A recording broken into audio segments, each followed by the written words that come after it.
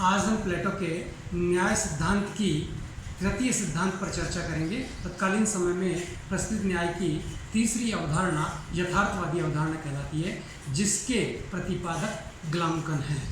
परंतु कहने के लिए नाम से ये यथार्थवादी विचारधारा है, जबकि ये भ्रामक विचारधारा है। ये विचारधारा ये कहती है कि न्याय भय का शिशु है। क्योंकि भय का शिशु इस आधार पर कहते हैं, ये कहते हैं कि सब व्यक्ति जब जीवन में रहते थे, समाज में रहते थे, उस समय दुर्बल व्यक्ति अपने हितों की पूर्ति करने के बजाय अपना शोषण अधिक करवाता है। इसलिए दुर्बल व्यक्तियों ने मिलकर के एक समझौता किया कि कोई किसी के प्रति अन्याय नहीं करेगा। इसलिए अन्याय के परिणाम स्वरूप एक समझौता हुआ और उस समझौते से कानून निर्मित हुए और वो कानून न्याय की संहिता बन गई और उसी के आधार पर न्याय किया जाने लगा। अर्थात न्याय भय का शिशु है। दूसरी ओर वह कहते हैं, जब न्याय भय का शिशु है और व्यक्ति द्वारा निर्मित है तो न्याय कृत्रिम है। प्लेटो इस बात का खंडन करता है कि न्याय न तो भय का शिशु है और ना ही न्याय कृत्रिम है, क्योंकि न्याय का निर्माण नहीं किया जा सकता। न्याय तो व्यक्ति की अंतरात्मा की अनुभूति है, व्यक्ति का आंतरिक तत्व है, गुण है। इसलिए प्लेटो कहते हैं कि न्याय के जो ये परंपरा, जो ये सिद्धांत हैं तत्कालीन समय के, इन सिद्धांतों का खंडन करते हुए वो कहते हैं कि न्याय के तर्कों पर ये सिद्धांत खरे नहीं उतरते, बल्कि ये न्यायपूर्ण न होकर के अन्यायपूर्ण सिद्धांत है। अब प्लेटो खंडन करते समय कहता है, पहली चीज़, न्याय जो है भय से उत्पन्न नहीं होता, आत्मा से उत्पन्न होता है। दूसरा, प्लेटो कहता है कि न्याय कृत्रिम नहीं है, आत्मा की अनुभूति है। तीसरा, प्लेटो कहता है न्याय दुर्बल का हित और दुर्बल की आवश्यकता नहीं, न्याय के लिए तो दुर्बल और सबल दोनों ही नहीं, उसके लिए तो सत्य है। न्याय न्याय है, किसी के प्रति पक्षपात नहीं है, बल्कि न्याय में सत्यता का अंश निहित होता है, आत्मा का नैतिक गुण निहित होता है, समाज और राष्ट्र का निर्माण निहित होता है। इसलिए न्याय में ये तत्व भी नहीं है, बल्कि न्याय तो सामाजिक संस्थाओं के निर्माण और विकास का कार्य करता है। इस आधार पर प्लेटो कहता है कि ये जो ग्लामकन की परिभाषा है, ये विचारधारा है न्याय की, ये न्याय की विचारधारा तार्किक दृष्टि से भी उचित नहीं है, सामाजिक दृष्टि से भी उचित नहीं है और व्यवहारिक दृष्टि से भी उचित नहीं है। इसलिए इस न्याय की विचारधारा को स्वीकार नहीं किया जा सकता। अब प्रश्न आता है, तो फिर न्याय क्या है?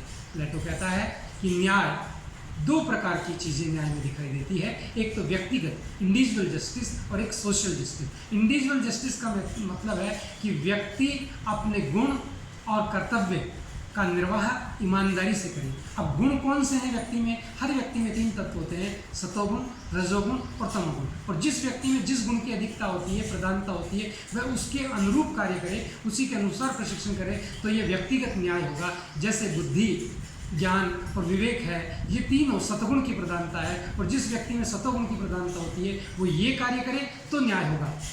इसी प्रकार प्लेटो कहता है आगे कि हर व्यक्ति का कर्तव्य निर्वाह न्याय है, ये इंडिविजुअल जस्टिस हुआ। उसी प्रकार सामाजिक न्याय है। इन तीन तत्वों के आधार पर तीन वर्ग बनाता है प्लेटो। एक समाज का निर्माण करने के लिए दार्शनिक का जो बनाता है वो शासक वर्ग है, जो बुद्धि, विवेक और ज्ञान से संपन्न वर्ग है। दूसरा साहस का है, जो शौर्य, वीरता और त्याग का प्रतिबिंबित करता है। और तीसरा क्षुधा से संचालित तत्व है, जो तमोगुण से हैं, जो उपभोग और भौतिकता और अपने स्वार्थों की पूर्ति में लिप्त रहता है। इसलिए तीनों वर्गों में जिस व्यक्ति में जिस गुण की प्रधानता और अधिकता है, वह उसी वर्ग का व्यक्ति बनकर कार्य करता है। तो ये सामाजिक न्याय होगा।